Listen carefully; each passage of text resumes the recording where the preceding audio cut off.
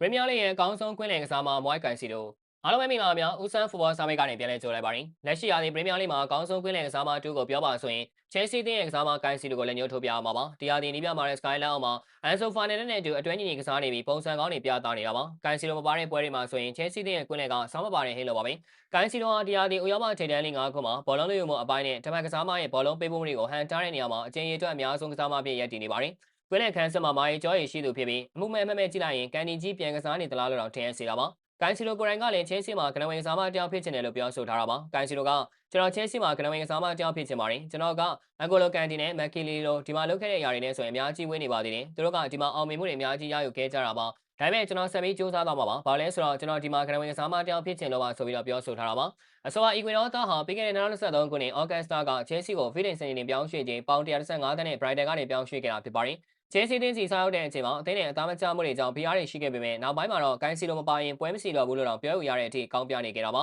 ။ဂိုင်းစီလိုအနီးပြအန်ဆိုမာစကိုင်းနီးစနစ်ထဲမှာအန်ဆိုဖာနယ်နဲ့အတူဒီဘယ်ပိုင်းပေါ်နေရာကိုအပိုင်းတိုင်းဆုံးကစားနေသူတယောက်ဖြစ်ပါတယ်။ပြန်မဲ့ကစားသမားကိုဘောလုံးပြတ်ထုတ်မှုအပိုင်းတွေဘောလုံးလူယူနိုင်တဲ့အပိုင်းတွေမှာလိမ္မာပါနေပြီးချဲဆီကွင်းရဲ့အသက်သွေးကြောဖြစ်နေခဲ့ပါတယ်။ဒါကြောင့်လည်းပြီးခဲ့တဲ့ရာသီကချဲဆီတင်းရဲ့တနင်္လာအကောင်းဆုံးကစားမဖြစ်ခဲ့တာပါ။အခုရာသီမှာလည်းကွင်းလယ်ကစားမတွေထဲမှာကောင်းပါတယ်ဆိုတဲ့ဒီကလန်ရိုက်ရိုရီထက်မြင့်တဲ့ level တစ်ခုမှရှိနေပြီးအကောင်းဆုံးကွင်းလယ်ကစားမတူအဖြစ်ရည်တည်နေတာဖြစ်ပါတယ်။